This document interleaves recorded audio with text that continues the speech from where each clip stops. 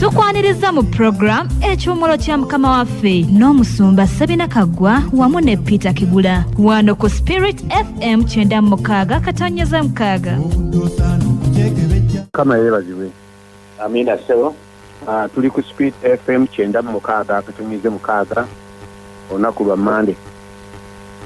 Ennaku z'omwezi ziri 24 omwezi guno ogw'omunaana mwaka 2020. Mukulu Kigula. Sebo. Lamusa kubatuuze. Abalungi abatuwuliriza tulina essanyu lya muyiika kubanga tubawuliriza mutuwuliriza nkya Spirit FM 96 katonyeza mukaaga mu kimwe kya mukama ogulawe lwa Monday nabwe lwakukyazino zennyini twagala babuuzaako nti mwasize mutya ate situbalaba ne tukkiriza nti gye muli tubaagaliza okuwuliza okulungi mu pulogulaamu ekimwe kya mukama waffe dakika bbiri zikozese n'okuweteekateeka n'okubaako gweweesunyako nga yetubatubira ya mukama waffe sebo nkazizza nyeyanziza sebo kantumire mikwano bonna abazikusinga bagendedde nga bwe tukyogera bulijjo tukirooza nga kyansonga mu mulembe guno omuntu mu byonna ebigenda mu maaso amaloboozi mangi waliwo oluyimba lwe bayimba luli mu katabo kamwe k'ennyimba baga nti obudde bwali bwa ttumbi abantu ne bawulira oluyimba lw'abamalayika nga batendereza nga boogera nti emirembe gibe ku nsi n'ekitiibwa mu ggulu kubanga obulokozi bwali bujje wakati mu luyogaano lw'ebintu ebingi abamu tebaaluwulira abaaluwulira baali batono abaamanya nti obulokozi azaalibwa baali batono ne kaakano wabawo abantu abagolokoka nga be batono okuwulira ebigambo eby'ensonga be bawulira Katonda kyagamba mu mulembe guno era be balokolebwa mu mirembe gino egiriwo njakubaza Katonda ku lw'abantu ab'engeri ng'eyo abagolokoka nga bagenderedde n'okubeebaza olw'omulimu gwe mukola omulungi okusunyaako bannammwe nabo babeegatteko okuwuliriza temuggwamu maanyi abalala bwe bakoowa musigala mubazzaamu amaanyi oba oli awo obaayo gw'okwata ku mukono n'omuwonya ennyanga anja kutumira singa wange omwagala wa Union Nalukwago nga bulijjo n'akawala ako kawala kazukulu kaffe kazukuluko maama ani Makerere n'ab'ennyumba yonna eya taata wange omwami n'omukyala si nammwe ne mbatumira mu ngeri emu bwentyo njagala kutumira n'abooluganda abali ebunaayira nammwe mwenna abainira naffe mu ngeri y'okuweereza kuno okulaba nga kugenda mu maaso nzikiriza omukisa gwa Katonda okubabeerako mu ngeri zonna omulabe ne bwana abava erudda n'abava waggulu n'abava wansi tayinza kubawangula kubanga Katonda amaaso ge gatambulatambula okubuna ensi yonna ng'anoonya abantu abalina omutima ogwesulikidde gy'ali abayimiridde okwessaawa abeesoboddeyo naye yeesoboleyo ku lwabwe nga Mukama akibabalire bw'atyo ndowooza siina bingi okujja kukwebaza abantu okuba nti bajjumbize n'abali ku platform zaffe abaleeta ebiteeso abawuliriza abateekako bannaabwe bakubaganya ebirowoozo mwenna mbeebaliza ddala n'olwayo tuluwaayo Mukama alukozese okutwongerayo mu kisa kye mu Kristo Yesu Mukama waffe sebo nkakuddiza sebo naye nkeyanziza yasako ngatumira ekkanisa ya Mukama waffe ekuŋŋaanira ku leediyo mwendina gye musinziira abasumba bannaffe bakozi bannaffe Mukama waffe musumba Ofumbi musumba Kyobe musumba David Senfuma musumba Edward awo Emengo ne musumba Obi wange erinnya lyengudde mu bwongo naye weetegedde mukireka awo n'abasumba bala mwenna gye musinziira batukuze baganda baffe bonna yapita Ddungu mwaka Luukya Ezera n'abalala besimanyi nabo tubatumidde kansembyeyo muganda wange Butayi ali Ebbowa n'ab'omundiyo n'ab'okuludda olwo bonna mubatumidde kankusembyeyo sebo kakisatu kale omulungi Katonda atalina kyakunenyezebwa atubamukutanga okutasembereka tulina essanyu lyasusse okuba nga tukuweereza ku mulembe guno tugulumiza okusinga ebikulumizibwa tukuwa ekitiibwa okusinga ebirobwa ekitiibwa tuze kuweereza si lwakuba tumanyi nnyo naye wa kisaakyo Mukama tusaba obeere mabega w'ekigambo kyo kiwuluke maanyi ag'omwoyo omutukuvu kisangule obulimba sitaani bwazaatulimba ate kisimbe amazima gewamalirira atambulemu tuwaayo abawuliriza n'ebyo gye balwana nabyo mu lya lya Mukama waffe Yesu amina Programu ekyomuro kya Mukama waffe enaku z'omwezi 24 omwezi ogw'omunaana omwaka 2022 tutolondekana omutwe ogutuyigiriza ne gutuleetera okumanya nti twatondebwa olw'ensonga olw'okulabisa okuleeta obusukkulumu okw'erinnya lya Katonda. Tuzze tulyogerako bingi, recordings gye ziri azinoonya azifuna n'okukubaganya ebirowoozo ku bye tuyiseemu tuzze obwenkulumu kiryoke tutegeere ekimu ku bigendererwa mu puroguramu eno si kumanya bumanya, kubanga ebimu bye twogerako abantu babimanyira baabiwulira dda, babiddamu, babibuulira, babibabuulira, babyesomera, babiraba mu bizannyo, naye tuleeta kutegeera. Katonda atwongerako kutegeera ki mu biro byaffe. Mu biro bya Martin Luther Katonda alina okutegeera ku yabongerako. Baali bamanyi nti omutuukirivu anaabanga mamu bakukkiriza naye nga basoma kisome, naye Martin Luther yasooka okukitegeera nga nti no wano tuti mu nsobi, n'atereeza ekigambo ekyo eky'abantu okumala okwevuga, kwebonyaabonya, kwebonereza, basiimibwe Katonda n'aga nti nekyo yakikola mu Kristo Yesu, ekkanisa n'ebuukawo awo. Ne tujja mu mirembe emirala gy'okwetukuza. Abantu balina engeri y'okuvuga ne basigala nga beevuluga nga bwe baagala, naye ne wabaawo ate ayimbaga tidda. Tuteekwa n'okuyiga okutukuzibwa, kigambo sanctification, okutambula nga tuli balongoofu ng'abaayawulibwa nti tutefaanana ng'abalala. Pawulo alina waawandiika nti teri mubbi, teri mwenzi, teri mukyagenda okuyikinira obwakabaka obw'omuggulu. Mumanyi nga ebyo bye twalimu ebyo, naye n'atugjayo n'atunaaga n'atulokola. Okutegeera ne kujja, buli mulembe kutegeera kwe kujja, okumanya kutera okubaawo. Ate waliwo abasangibwa nga n'okumanya tamanyi, abo bayingira buyingizi mbiifu. Naye ebigambo bino byaffe abaalokoka. Bayibuli eno baagiwandiikira ffe abakkiriza, naye erina kwekunuukiriza abatakkiriza n'ebaleetera okumanya. Kati ate ffe abakkiriza n'etuleetera okutegeera. Era yayogera mu Yeremiya nti ndibawo abasumba abalinga omutima gwange, abalibaliisa n'okumanya n'okutegeera. Kati Katonda naffe atulette n'atuwa ekigambo ekyokukireetamu okutegeera. Kaakati okutegeera kuno kwe tuleeta kwekwo kwe tulina mu kaseera kano, era tukkiriza nga kwa mazima. Obanga otegeera nga bwe tutegeera tusanyuka, bw'obanga totegedde nga bwe tutegeera si lutalo. Olina entegeerayo, omutwe gwo guli ku kigagakyo, era Katonda bw'aliba ayita erinnya gw'ogenda okuvaayo onnyonnyole. Kati ffe tukola omulimu gwaffe ogw'okuleetera abantu okutegeera ng'ekisa kya Katonda ekiri ku ffe bwe kikola okutubeera ffenna. Mukama yeebazibwe. Amina. Ennaku zino tubaali tuyingidde mu kawaayiro aka salvation technology. Ebintu bino bye twayingiramu ekibuuzo kirundi bikola bitya? Tekinologiya w'Abayisirayiri ow'okulima mulala, w'Abaymisiri edda baakozesanga ebigabo bayitanga oba Misiri ndowooza, oba mu Sudaani eno Shadus, twabisomera mu primary, nga balina engeri gye baddira amazzi ensi egy'enkalu ne bagajja gigali ne bagateeka mu mikutu ne gafukirira ennimiro z'e Babilooni n'ezawalala nga Katonda bagamba bana balikyange ensi gye mbatwala mu tekinologiya waayo mulala, ensi efuna enkuba yaayo buli mwezi ogwayo gwegiramu. Tekiringa ensi gye muva okulima enva nga doodo na kiki, mulina kusena amazzi mu mugaati ne mugafukirira mu nnimiro eno efukirirwa na Katonda, tekinologiya mulala. Kakati ne tekinologiya w'obulokozi bwaffe naye alina enkola gy'akolamu. Kati ekibuuzo ky'abaana b'abantu naye bikola bitya? Naye omuntu ayinza okulokoka? Omuntu ayinza okulokoka ng'akyali ku nsi eno nga ne Sitaani akyaliwo, omuntu ng'akyali mu mubiri guno? Kati okwewoleza ne kubeera kungi. Naye ekibuuzo kyo ansa weeri nti tekinologiya wa Katonda ow'obulokozi akola. Kati tuli mu ngeri y'okumuyigako, akola atya? Ku mulundi gw'ebyo twafuna okusoma ne tutunula ku daring hearts, emitima egyesoobolayo, agandi kale baasi negyesobolayo.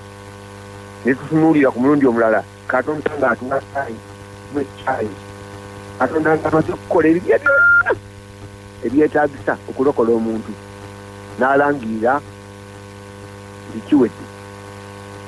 Ku musalaba Kristo n'aga nti kiwedde, ekyakifudde ekyo alina yamala luudde olulwe. Kaakati n'asiga ne lusigaza ffe oludda olwaffe nno lutandika bwe luti. Abantu bateekwa okubaawo abakkiriza ebyo Katonda by'amaliriza nti omulimu guwedde. Kristo bw'afiira ku musaalaba n'aga nti kiwedde, n'akka emagombe mu bafu ebyaddirira nga byo byali by'amaanyi nnyo ku lunaku olwokusatu n'azuukira okuva mu bafu kinnyani n'atuula ku ntebe n'aweebwa obuyinza mu ggulu ne ku nsi byogedde nga mbigatta kuba tuleeta kutegeera era ng'amaze okuweebwa obuyinza waagambira abantu babamukkiririzaamu tebasooka kukkiriza naye bwe baatuuka ne bakitegeera nagati pulaani yonna eweddeewo kati akapiira kali waffe n'abagamba kaakano mugende mubuulire enjiri mu mawanga gonna nekisigala eri ffe kaakano abatubuulira baabirabako tetwabirabako naye bo baabirabako okwogera bye twalaba era bye twawulira ate Yokaana n'agamba nti bye twakwatako ekigambo ekyobulamu twakikwata naku bino si byambu Peetero n'agamba tetwababuulira nfumo okuyiya n'obukujjukuju bw'abantu butaali tubaleetera ebigambo bya Kristo naye twali bajulirwa ne ku lusozi olutukuvu bwe yawangisibwa n'eddoboozi ne liva mu ggulu nga ligamba nti ono ye mwana wange muyiye gwensanyukira mumuwulire. Pawulo yasooka n'abiwakkanya n'akuba abasomi n'abatta n'akola atya naye yali mu mpaka ez'obutagonda mu luvannyuma bw'asinkana Kristo ku luguudo lwa Damasiko n'akyuka n'afuuka mulala naye ne yeegatta ku kibinja ky'ababuulizi. Era tulaba okusinziira ku Teberi gye nabawa Katonda kye yamalirira omuntu bwe yakisuula Katonda n'alangirira obulokozi mu Edeni mu lusuku lw'ennyini n'atandika okuteekerateekera obulokozi kuza mu Ibulayimu, Isaaka n'ezzadde lyabwe okutuusa ku Kristo. Era ekyo kye yasuubiza n'akituukiriza ne kiggwa. Kaakati n'atuwa omulimu ogw'okukibuulira, n'atuwa omulimu ogw'okukinnyonnyola, n'atuwa okusoomooza ogw'okuki-experiencinga.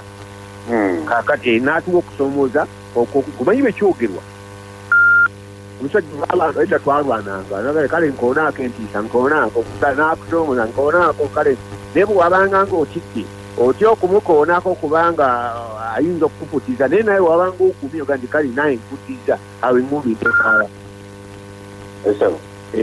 mu lusuku abantu bansalawo obutakkiririza mu Katonda ne bakkiririza mu Sitaani. Kati Katonda n'atuusa ebintu byonna n'awa Sitaani ekyanya akole fujjo lyonna gy'ayagala n'amaliriza nga tawangudde. Kaakati Katonda neera mukyakkiriza Sitaani oba mukkiriza nze. Kati awo wali obutalo challenge n'agituwa nze mbikoze bibino njogera mu bigambo ebitegereka ebyomubuulizi banga ndimuwadde muwangudde mwenna nga mulaba nafiira ku musalaba nga mulaba nenziikibwa nga mulaba nenzuukira mu bafu nga mpangudde n'amala ennaku 40 ng'alina ku nsi yeekaali tewaliwo kiyinza mukwatako obisenga nga mulala nnyo n'atuleetera ng'abaana b'abantu experience gye tutalabangako ey'omuntu afa n'azuukira ate obutaddayo kufa n'okutwalibwa n'atwalibwa mu ggulu ng'amaaso gonna gakola ki galaba. Era malayika ne baga nti gwe mulabi agenda bw'atyo era ajja kudda si mu kyama ajja kudda nga bonna bakola ki balaba. Era Bayibuli ga nti buli liiso lirikola ki lirimulaba. Kakati challenge n'ekiranga kati mugende mubuulire abantu abanakkiriza bino be baweebwa omukisa abatakkiriza omusango gukoze eki mubasiga. Kati eyo challenge ey'okukkiriza ebigambo bino ebiringa ebyekisiru ebitategeerekeka. Kati olwaleero omutwe gwe twagala okutunuulira taking on the challenge. Okusoomooza kuno tetutya tokwaŋŋanga oba okusitula okusoomooza kuno noga nti nange mmaliridde obanga buno bwati bwagaye naye kankikole. Mujje kasitole ke twakola luli omusajja yeekaaliisa ng'ayisa avuga ekigaali akiisa ku muguwa nadda eri n'akomawo n'ateekako ensawo za sementi nadda eri n'akomawo abantu ne bakuba mugalo nti oli wa kitalo n'aga nti mumumatidde ntitukumatidde kale abamumatidde wabeewo eyeesoola gyalinnye mu kigaali muise babasayi abantu laga nti oba ovuga sementi vuga naye kati abakristaayo obukristaayo waffe bwogera nnyo Katonda ow'amaanyi n'enzikiriza abakristaayo etandika bweti nzikiriza Katonda omuyinza w'ebintu byonna omutonzi w'eggulu n'ensi nzikiriza Katonda omuyinza w'ebintu byonna. Omukatoliki agamba nti omuyinza wa buli kantu omuyinza w'ebintu byonna, omutonzi w'eggulu n'ensi, ne Yesu Kristo omwana we yazaalibwa omuli yekka. Omwana atamanya musajja, ekyo kyali kyakutte. Azaala omwana mu ngeri eya bulijjo, omwana n'akula ng'abantu ba bulijjo, n'akomererwa ku musaalaba, yabonyaabonyezebwa ku mulembe gwa Potiyo Piraato. Mabega gyatungwa amaanyi ate okubonaabona bwati. Omusajja adazuukiza awonya ebigenge, omusajja azibula amaaso, ne bamukwatako tebamusobola. Bwe bamukwatako kaali kakodyo ka Katonda ak'obulokozi, ne bamusobola kubanga yeewaale, ne bamusobola, ne balowooza nti bayiseemu. Eva ku musaalaba n'afa, ne bakakasa nti afudde. Bamutumisa effumu mu mbiriizi, ne bakakasa ng'afudde. Ne beewuunya n'okwewuunya engeri gy'afudde amangu, ne bamuziika. Entaana yaliwo, n'azuukira ku lunaku olwokusatu n'obuwanguzi obutayogerekeka. Katonda n'akakasiza ddala, n'awa abantu akabonero akatabuuzibwa nti oyo gwe mubadde mudiiringa naye mwana wa Katonda, era ekimulese ku nsi kuno kutuukiza pulaani ya bulokozi. Kati nze eddagala lyonna ndiruuze, kaakano akapiira kali wamu. Akkiriza ebirala kakakiri musinja, naye tagenda kuvunaana Katonda nti saabitegeera kyewayagala kutegeera. Abimanya enji eno ey'obwakabaka ejja kubuulirwa mu nsi kuba ng'olukirwa, terina gyetejja kutuuka. Kubanga Katonda ateekawo olunaku wagenda okusalira omusango ogw'ensonga. Ababiteekamu ekyekyo, abaagala okufuna ofunya amanya, abaagala okufuna ofunya emikolo, abataagala kutta mu katika za Katonda awo bagenda okukoma. Era twayogera lungi abaki n'abagwagwa n'abatakkiriza n'abalala bonna gurupu egenda kubeera emu yokka. Kati tulina engeri omuntu gy'abeera nga erinnya lye Matayo, naye nga y'omu ku bagenda okuzikirira. Nogaa ti Matayo libadde limumenyera ki? Eze Lubabbeeri libadde limumenyera ki? Yafuna linnya, yayita mu mikolo naye teyategeera. Lwaki? Kuba n'abaamubuulira tebaabimumalirayo. Kaakati Katonda akuwadde ekisa gwe Matayo, akuwadde ekisa gwe Andereya, akuwadde ekisa gwe kyoli kyonna kyonna, akuwadde ekisa okukuleetera ebigambo bino ofune okutegeera ki ekigenda mu maaso. Katonda ataddewo okusoomooza. Olubereberye 3:15 zino nzogera awandiika kigenda kisomaka. Katonda ayogera nti nange naateeka obulabe wakati w'ezzadde lyo n'ezzadde ly'omukazi. Ezzadde lyo liribetenta ekisinziiro ky'ezzadde ly'omukazi, n'ezzadde ly'omukazi liri kubetenta omutwe. Kati Katonda alangiridde Setaani azze okuvuunika entegeka ya Katonda ng'aleetera abantu ekiwuka eky'obutakkiririza mu Katonda, oba ekikakodyo kaliwo obutakkiririza mu Katonda. Yakasuka ekibuusobuuso ku statement za Katonda. Katonda agambye omuntu nti omutwe ogw'okumanya obulungi n'obubi togulyangako, kuba olunaku n'oligulyako tolirema kufa. Kaakati Adamu atabirabangako, alina choice bbiri. Esooka okubikkiririzaamu nti Katonda kyayogera kituufu, kirabangako naye Katonda mutuufu, oba okugamba abantu bafa batya, n'akola experimenti. Kaawa n'abikwata mulala. Sitaani bwajja giraawo, kozi Katonda yagamba atya? Tolaba akatyo ka Sitaani waayingirira, kozi Katonda yagamba atya? Emiti gyonna egikulisuku temulyako, abibuluze enjogera ddala. Omukazi n'agezaako okutaasataasa nga wa talina bw'ayimiridde, n'omwami ne bagwa. Kaakati enteekateeka ya Katonda yonna gy'alina mu bulamu bw'abantu, ensonga ebatonda tebaagituukako kunyumirwa, kuba agamba tukole omuntu mu kifaananyi kyaffe era mu ngeri zaffe, n'ekibatonda kye kino bafuge bino, era n'abatonda n'abawolokera. Tebaagutambuliramu bbanga kyeni. Naye Katonda alina pulaani ndala, si endala naye alina pulaani ekola ku ekyo. Omuntu bw'anaagwa nja kumudda, n'ekinaamusuula nja kitereeza, n'ekyalengi nja kiteekawo. Omuntu alina okuyiga okukkiriza ku Katonda. Awo we twafiira. Adamu teyayeza, naye yasalawo okujeemera Katonda. Kaawa teyaloga, teyaliisa mwami nva zirimu bintu, nedda yasalawo okubuusabuusa ekigambo kya Katonda. Kati obwe bulwadde bw'abaana b'abantu abatono nnyo ab'eŋŋanze mu bulamu bwabwe okukkiririza mu Katonda balabye omukono gwe. Naye abasinga obungi tubeere no ku bbali tumulaba nga byeyakola mu Isirayiri, tukubeera gati Katonda ayiita netulangikola bujjirira nekanooma Katonda ayinza alinga avuga wirubbaano kugiisa ku luguwa luli nadde eno naye bwakukyalenjinga noga ndi mpaayo erinnya naye bye birala bireke bwakukyalenjinga ebyokuloka mpaayo sande endala kagira mpuliriza gyetegereza kati abamu kyava batukwata tebatukkiriza nakumala kutegeera aga nti yatula ebigambo bino n'obiddamu nga totegeera kyokyamu n'amaliriza awo kati kati oyingidde ego ndi byankuwa ebiti nga tofunye kusoomooza naye ng'oluka mu mbeera oddamu mukaluba noga nayingira mu biki bino kwekulaba nga ebyokukkiriza kuwakkiriza tebikuyamba kyova ogende wakabwaka gange kyova ogende w'amaanyi mooto kyova oyingira wano nawali abamu kyabavudde badduka bagenderi abasajja bakatonda abannabbi abalagule babasabire babajjeko ebipali ne batategeera nti kyalenje eri ku bo be batakkiriza lwaki tebakkiriza tebawuliranga ki kyebatawuliranga ebigambo ebyamazima nga bwe bibuulirwa era sitaani azze n'enjiri eyiye Katonda abalimba tekikola bwekiti kati tulwala kwogera ku kyalenje eyo Katonda yatadde eri abaana b'abantu nti ekyo kitasuubiza edda yakituukiriza buli awulira ng'obulamu temumutambulira bulungi sifaayo wemaze emyaka emeka mu bulokolere ng'okyabutaabutana era ebigambo bino bibyo nange ekyo ekikyasize Katonda siye mukyamu sitaani siwemu obuzibu yeggwe okyalina ekiwuka kiri bali abaali mu ddungu baalumu emisota egy'obusago obw'amaanyi baawona maakutunula naffe abantu ffenna twalumwa ekibi ekiwuka ekisinga okuba eky'amaanyi ogusota gwatuluma n'obusago obw'ekibi butuleetera kukalubibwa muli okukkiriza ebintu bya Katonda ne bwazi nagannakkule tusanga obuzibu naye waliwo obusobozi kubanga Katonda atusoomooza nti musobola okunzikiririza musobola era Isaaya 5:3 atandika bwati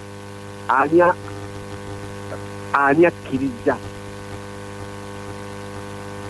kubanga Katonda akola bwati ne bwati ani akkiriza kati Sebina bwe yakkiriza n'alokoka emyaka gigenda mwana egiyise nzira bwe yakkiriza n'alokoka n'abala bwe bati atakkiriza asigala nga bwali n'agamba tebikola tebikola kubanga tobiyingiddemu ate abala baagala kugezaako bugeza ebyakulokoka si byakugezaako kangezeeko okulokoka ndabe ojja kufiirayo ojja okkiriza nga omutima gwo gukkanyiza nekigenda mu maaso kikula nsuddewo bingi ngejja kunsomerako mu Lukka essuula esooka olunyirwana mu ssatu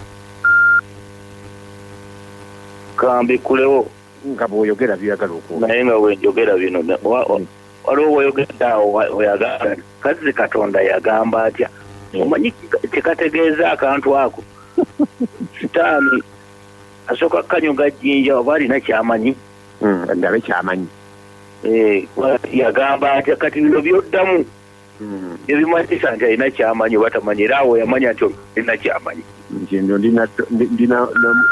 abantu bayingira Mukama waffe kiringa kuyingira njo olina okumanya ebaafu egenda wa eggamu egenda wa egiraasi egenda wa ojigidde mu nju kati abantu abamu ku ffe twayingira naye twetaaga okumanyisibwa n'okutegeera obulungi obutategeera bulungi omulabe ajja n'anyenyanyeenya era walaba nga tolina kyomanyi ng'ayingirizawo bibi kati omulimu gw'okumanya bweyagamba kiwe gwe mpawuliriza gwolina omulimu ogw'okumanya okunoonya okutegeera era okumanya bakuŋŋaanya kukuŋŋaanye n'okutegeera oba tolina kyomanyi saani ajja kukumanyisa ate bwe watategedde era ajja kutegeeza ebibi ogambye Lukka essuula emu lunyirwana mu esatu wano waliwo akawala kankayita akawala kuba kaali kawala mu biseera ebyo Katonda alina byakagamba ne katakola ng'omukazi oli kaaba bye baamugamba teyabikkiriza nakkiriza ebya Setaani kaakati kano akawala Katonda n'akakyalira era azze wa mukazi atuukiriza kye yagamba ezzadde ly'omukazi kakati azze wa mukazi n'abaako byamugamba nti ojja kuba olubuto ojja kuzaala omwana wa bulenzi none omuwala n'abuuza kinaasoboka kiki ekyo nga nze simanyi musajja aga nti amaanyi go yali waggulu n'akusiikiriza n'ekinaazaalibwa mukwe kinaakola mukwe kikinaava kiyitibwa omwana wa Katonda nakkiriza ebigambo ebyo Eso. Bamuyita omwesiimi Shoma olunyirwana musatu lugamba lutya? Lukas olunyirwana musatu lugamba. Nange nno ekigambo kino kivuddewa nyina wange okujja gye ndi.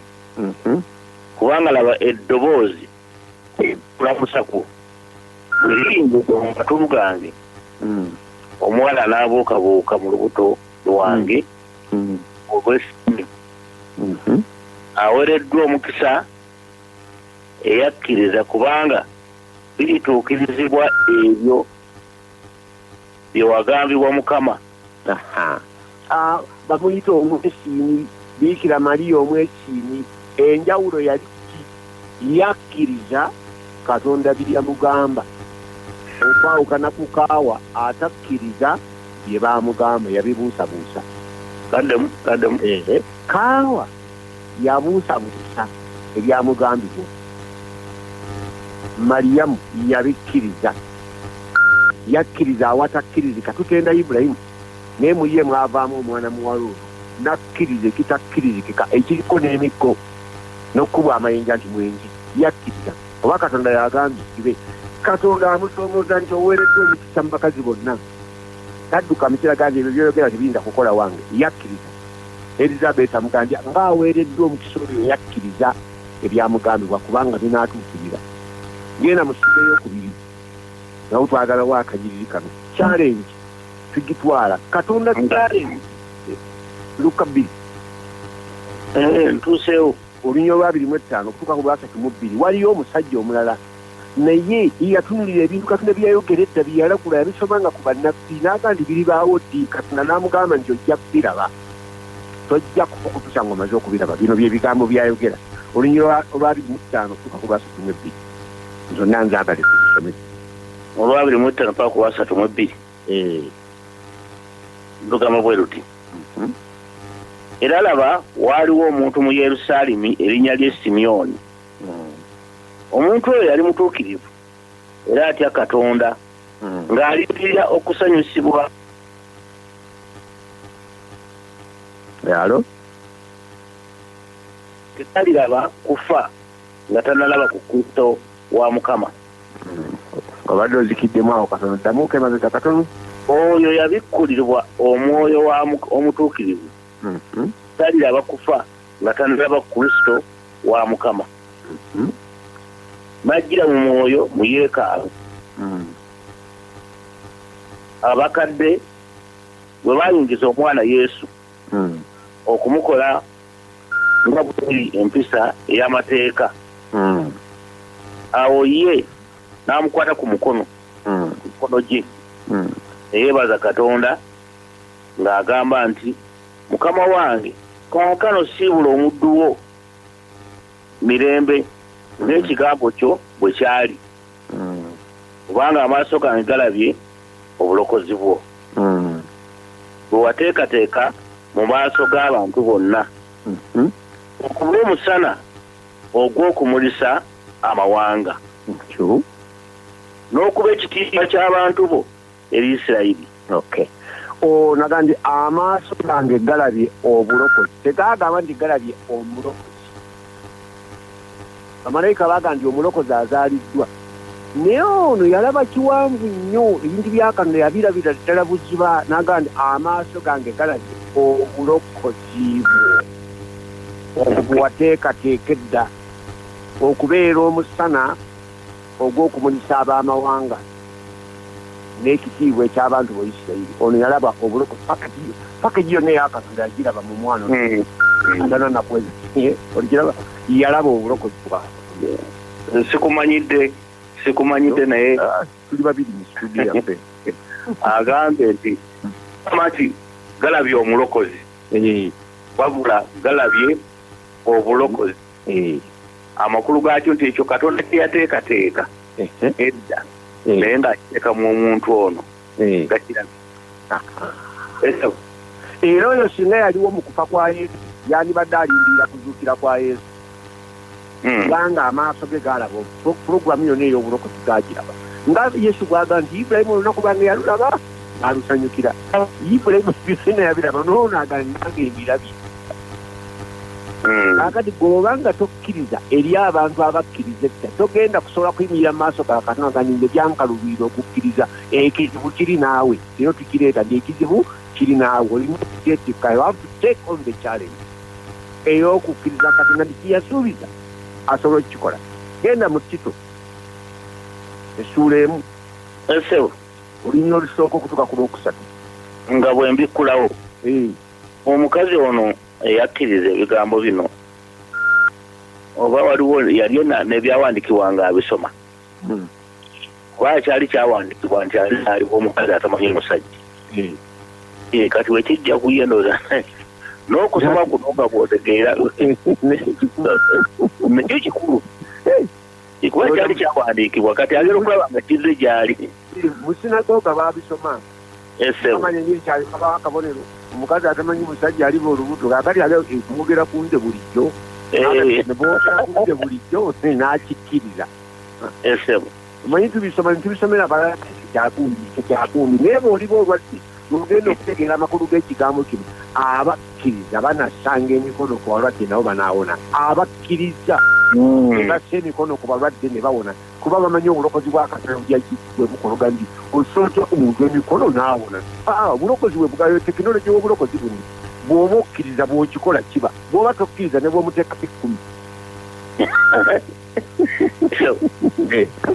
Tito essuula emu olunyiriri olusooka otuka ku lwokusatu lugabwe luti otyo Pawulo omuddu wa Katonda era omutume wa Yesu Kristo ng'okwabalonde ba Katonda kukuli n'okutegeera amazima agali mu kutya Katonda mu kuzuula obulamu obutaggwaawo Katonda atayinza kulimba bwe yasuubiza ebiro eby'emirembe n'emirembe nga tebinnabaawo naye mu ntuuko ze yalabisa ekigambo kye mu kubuulira kwe nateresebwa nze ng'ekitegezo kya Katonda omulokozi waffe bwe kiri. Katonda bye yasuubiza edda nga n'ensi tennaba kubaawo before time ekisalo kyatuuka n'akirangirira mu Edeni kati n'akituukiriza ekigambo eky'obulamu obutaggwaawo ne kijja gye tuli n'akituwa abantu ffe tukibuulira bamalayika tebabuulira njiri ku nsi kuno abantu be bagibuulira bennyini sitaani be yatuutuza Katonda akyusizza ekibalo be batuutuza ani sitaani naye obanga bananfuna amaanyi agatuntuza sitaani n'okumugoba mu matwale gaabwe kubanga eno ensi yaffe agituwa ne tugitunda baaba waffe Kristo naga n'agirunula n'agituliza kaakati obanga mukkiriza nti obuyinza buli wammwe bino bye bijja okubaawo n'aga nti kati mugende mubuulire bwe mumala okubuulira munnyonnyole bwe mumala okunnyonnyola abantu bakiyingiremu kitambule kikole mu bulamu bwabwe era Bayibuli ega nti bali ne bagenda ne babuulira wonna Mukama waffe ng'akoleramu nabo ng'anyweza ekigambo n'obubonero obwakiziriranga bwe baabiyimiriramu ne babikkiriza ne babyogera Katonda n'abinyweza abantu ne bafuna experience abalema ne bawona abalwadde ne bawona bamuzibe ne balaba ebibi bisonyiibwa abantu ne bakyuka ababbi ne bafuuka amalaya ne balekeraawo manyi twagala nnyo abapentekoote baagala nnyo okukoba ku byamagero bino byabalema nedda omuntu okuva mu bubi omusajja abadde omwenzi ng'amaka gamulema n'akyuka ne mukazi we nagandiro omuntu yafuna kuvulero kaakano ekyo kifo kiyita kiteneke kinene omuntu yakwata nga mu ssente zitali zize bw'ajja eri enjiri eno n'afuna tekinologi amulekesaawo okubba kubanga okubba osobola okulekayo n'obwenzi osobola okugulekayo n'omwenge osobola okugulekayo tewazaalibwa mu ndeku naye waliwo ekikuziba amaaso agandi gwe sinywa mbeera bubi ono omukazi gwansubwa ku luno ate mba nsubiddwa nnyo tolina kyosubwa osobola okuguma sitaani yakukubaga nti ebintu bino bizibu osobola Katonda atusomoleza ku nsi kuno nitusobola okubeera abatukuvu mulembe guno Bayibuli ega nti ekisa kya Katonda kirabisa eri abantu bonna nga kitubuulirira okwewala okuwegaana obubi n'obutatya Katonda bonna tutambule mu mulembe guno nga tuli batuukirivu abeegendereza kisoboka tebina mwalekera enjaayi myaka 40 kati giyiseewo simanyi na bwewooma mu kamwa nagirekayo naye nga yali ennenye nawe abalala nga bwenzi buli omu alina ekizibu kye mweyali sitaani nga mugandike tasobola kibuuka abalala lugambo lwokka waliwo omusajja omu yabuuja ekikusiya zino si binene kaayi bwayi sitaani yakusika ekyayi mu bwongo obwo ekyayi ekyo bw'okiteeka musana gwa yesu kijja kukala bwe kinaakala ojja nga kyakukisa edda ebikusiya si binene nnyo biri mu ndowooza yo sitaani mwakanika n'enjiri ijja kusoomooza ndowooza yo osobola okukkirizaganya ne katonda nti ebikusiya biyinzika yes enjiri n'agituwa ndi mugende mugibuulire akkiriza obubonero butonagenda akkiriza talisukazibwa akkiriza tagenda na kwanguyiriza tapapawo papi akati eno enjiri ebuulirwa ya instant miracle instant success naye yabulimba teeka wano ensigoyo erako gitadde wano olwaleero ebintu biwedde mukama agenda kukola bwati nedda nedda obuzaabuza abantu obalese mu kalata kati bw'anaateekayo engeri gy'omukozesa byonna byogera omukyamuukiriza apakuke ataliwo mangu ng'omukyamuukiriza omuntu asalawo mu kukyamuukiriza aba tategedde aba akyamuse bukyamusi era bwe wayimukawo ebimusoomooza katono ng'abiva agadiwa omusajja adaabulira nga binga bikolera dda naye ffe tugandi weekirize kyetwayogera luli tukomyewo twongerako ekintu kyekimu lwaki tetukyusizza samuni lwaki tetugenze nnyo wala ku birala kubanga bw'onoomanya n'okutegeera n'otegeera ojja kufuna okukkiriza okukwetaagisa okukkiriza mu bintu bino ng'obitegedde nga nembitegedde wamma mbitegedde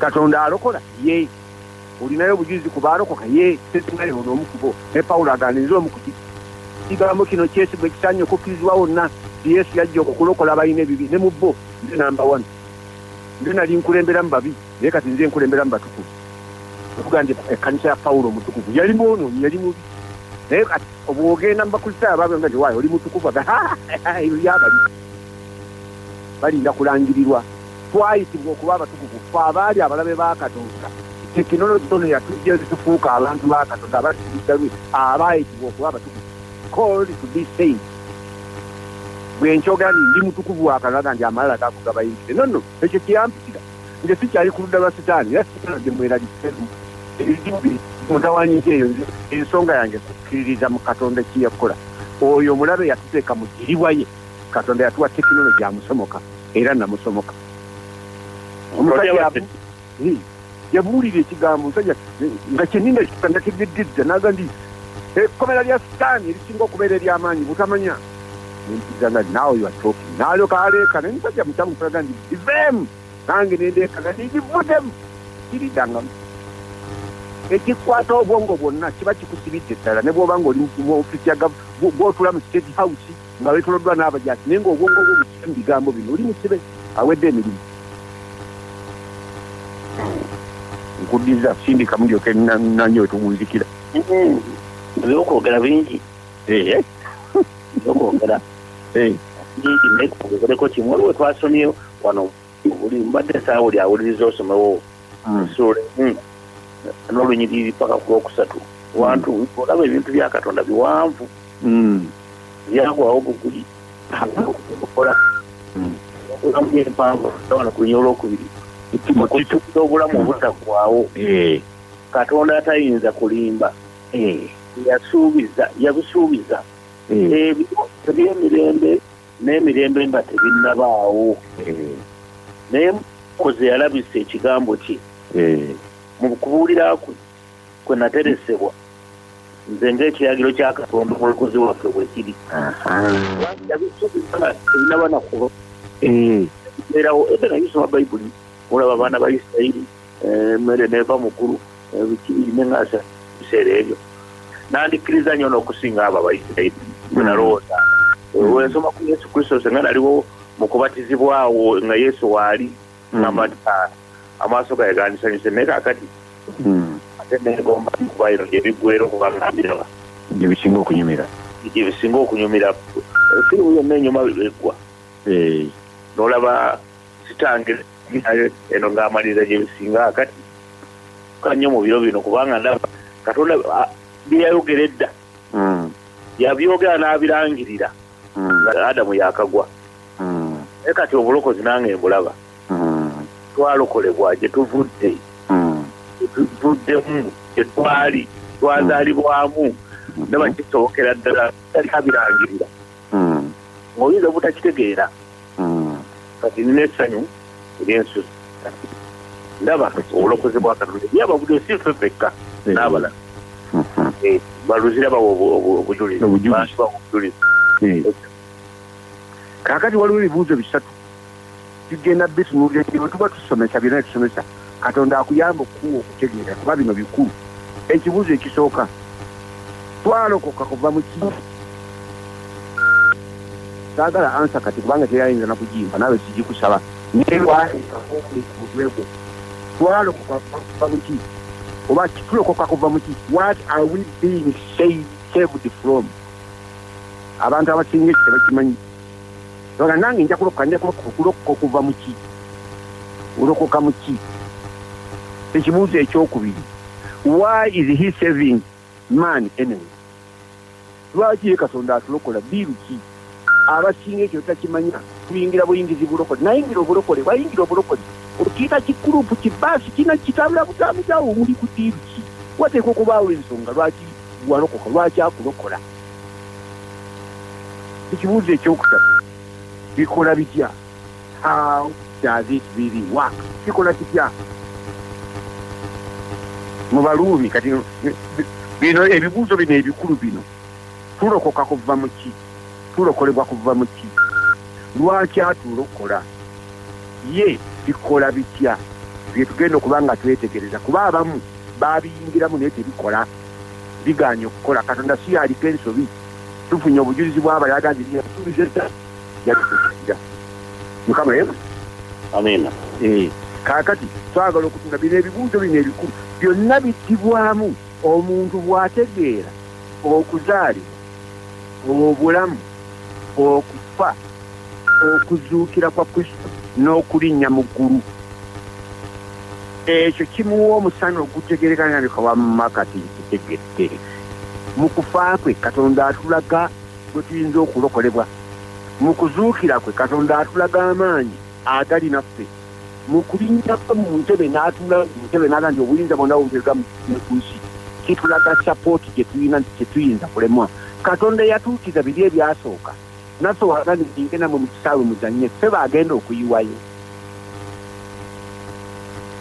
Ataayiwayo omwana we gyemule omwana we yemukkiririzamu n'afiira mu kukkiriza nti mmanyi nga tolireko omutukuvu wo emagombe n'omubiri gwange okulaba okuvunda mmanyi.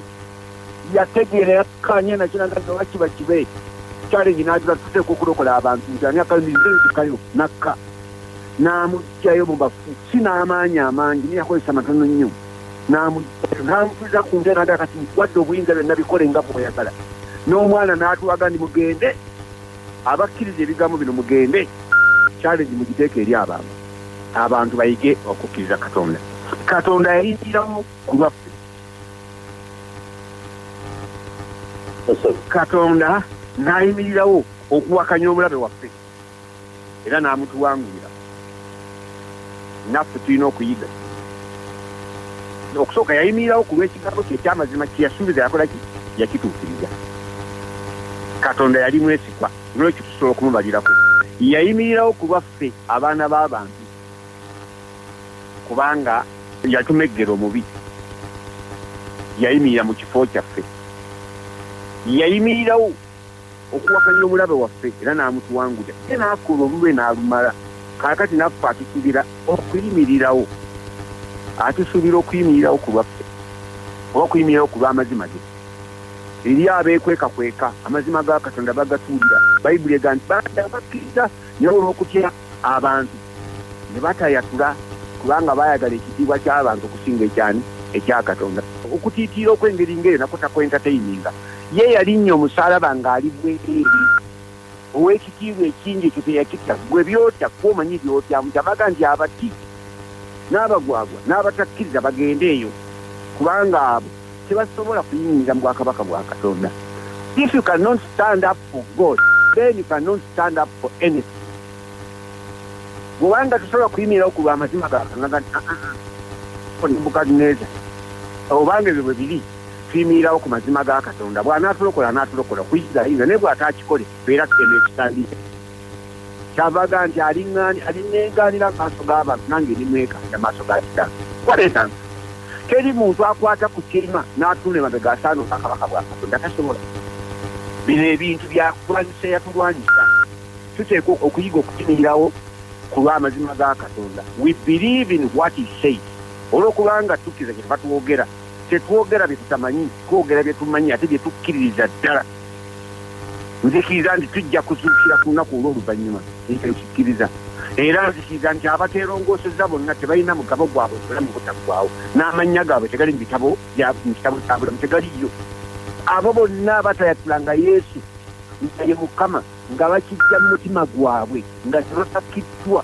naye nga ye Mukama nga bakkiriza nti Katonda yamuzuukiza okuva mu bafu abo bokka be bawandiika mu kitabo eky'obulamu era be balokole era be balokolebwa be baana ba Katonda ababekwekakweka mu binankanira mu kutya biki ebyo abo bonna bajja kusobola okuyimirira mu maaso ga Katonda kino kyabakkiriza bakkiriza ki bakkiriza ebitakkirizika nga Mariamu bwe yakkiriza bakkiriza ebizibu ennyo nga Simeoni bye yakkiriza abo batambulira ku bigere by'okukkiriza Ibulayimu kwe yalina nga tananakomolebwa eyakkiriza Katonda mu bintu ebitakkirizikika naga nti oba Ddunda yayogedde kijja kuba ne batandika okutereeza obulamu bwabwe bwe batyo lwaki kikyalina abalokola ababbi abalokola abenzi kubanga abantu bayingira mu bintu batategedde omulokole bunkalubiriza omubiri guno ogusobola tugenda kuyigiriza ebigambo bino nti okusobola era nga tuwuzika gyankugambe nti omulaka wasinga obunene si Setaani ombulidde ekigulu omulaka wasinga obunene si Setaani ani gwe uliyo sigwe yo wakanalite tugenda kuba twogera ku kigambo kanalite abo ne twogera omubiri balowooza bwenzi omubiri kano mind omuntu owa bulijjo amagezi ge gawakanya amagezi ga Katonda the canon mind omuntu ebintu abirabanga Sitaani bwabimulaga bwabikkiriza oli mwana akasula kuula omugaati ekinyere omugaati oli oba oli mwana kugamba Sitaani byatulaga byetukkiriza omubiri byetulaga byetukkiriza naye Katonda byayogera bitukaluubiriza okukola okukkiriza tujja kusoma mu Baluumi essula y'omunaana tetujja kusomayo kati naye kanyi twogereko kubanga tujja kukomawo ku lwokusatu tubittaani kati tulina ebbanja ery'okukkiririza mu Katonda bye yatuukiriza nga Pawulo bw'abikkiririzaamu n'abalala tulina ebbanja ery'okubibuulira abantu babimanyi kubanga abasinga tebabimanyi tulina ebbanja ery'okubinnyonnyola y'ensonga lwaki Pawulo awandiika ebbaluwa ng'ey'Abakolinso ey'abaani annyonnyola ebigambo ebyatuukirizibwa lwaki annyonnyola abantu basobole okubitegeera basobole okugolokoka babiyingiremu birabike ku bulamu bwabwe ereme kubeera sitoola eyogera okuta mu Bayibuli naye nga yabulamu etegerekako omusajja yakubuuza nti gwobeerawo otya n'omukazi omu tekinologi omulina wakomerera omubiri n'okwegomba kwaki kwagwo gyoyita abakazi gye bali baasigala gye bali nange gye mpitira gye bali naye nino tuga nti okikola otyo ekyo jangu tukirize tekinologi ali mu kukutta mubiri Baluumi essula 8 Olunyiriri 13 zoba osoma ndyoke mpeka sitooli ketugenda okusoma nzike Abaluumi essula 8 ye etandika nti kaakano tebaliiko omusanga bali mu Kristo Yesu abatatambula ng'omubiri abatatambula okugoberera omubiri kubanga amateeka kye gataayinza kuyamba muntu Katonda yakituukiza bwe yatuma omwana we neyetikka ekibi mu mubiri n'abonereza ekibi mu mubiri ekibi Yesu n'atulaga nti ekibi mu mubiri osobola okukiwangula otya esimple nno yalina obusobozi okuddira omukono gwe n'agusya ne yeetakula mu nkwawa yagaana okikola obuyinza abulina yali asobola okwerokola okuva ku musaalaba naye yagaana kuba yalina commitment nja kufa nga Katonda bw'ayagala era n'alinda byonna ne bituukira nga Katonda bwe yayagala ne bamuwa ekisumwa naye kiwedde n'atuukiriza ekijje kati omuntu asobola okufiisa omubiri osobola obutabba ssente ezo mulokole oba muntu gweosobola obutayenda osobolera ddala osobola obulekerawo olugambo kuba onyumira lunyumu lwe buli kimu kyokola ekikuwangula osobola singa oyiga ekyama kiri wano okufiisa omubiri balumi 8 12 ne 13 zino atumala ntandike wagamba bwa ekyo kale na Uganda tulina ebbanja omubiri si gwe kutubanja ogobereranga omubiri kubanga omuntu agobereranga omubiri mugenda kufa naye bwe munaafiisanga ebikolwa by'omubiri olw'omwoyo muli babalamu bwe munaafiisanga ofiisa bufiisa olugani your carnal mind endowooza ey'omuntu eyagwa ekaluubirizibwa okukkiriza ebintu bya Katonda egamba nti tebisoboka era kyeva etambulira mu kufa naye omuntu bw'akkiriza kubanga okukkiriza osobola eyekusasaizo olina obwongo tolina buugi mu mutwe olina obwongo bulaba omubiri gusindika gwo guliisibwa ensi sitaani asinziro n'apika naga nti obulwadde bugenda kutta Katonda n'agamba kirala noga naye ndo tekyagamba obulwaddeho bwakunzija ddala kitugamba nti buli alwala ajja kuwona naye waliwo ebintu ebimu nga Katonda aga nti nabikolako ebyo byali bibatawanya nabikolako ettagala liri mu Kristo Yesu kati bw'ofiisa endowooza yeey'obuntu n'okkirizaganya ne Katonda kyagamba ogenda kuwangula awala watawangula kankuzike ne sitole zino bbiri mujja kuddayo muzisomere emu eri mu Matayo essula 14 olunyiriri olwa 22 okutuuka ku lwa 33 n'endala eri mu Bikola by'Abatume essula 12 olunyiriri olw'omukaaga okutuuka ku lwa 11 kanziddemu Matayo 14 22 okutuuka ku 33 Bikola by'Abatume 12 olunyiriri olw'omukaaga okutuuka ku lwa 11 omuntu omu Peetero bino byamutuukako Katonda yamusoomooza ogwasooka Yesu yajja atambulira ku mazzi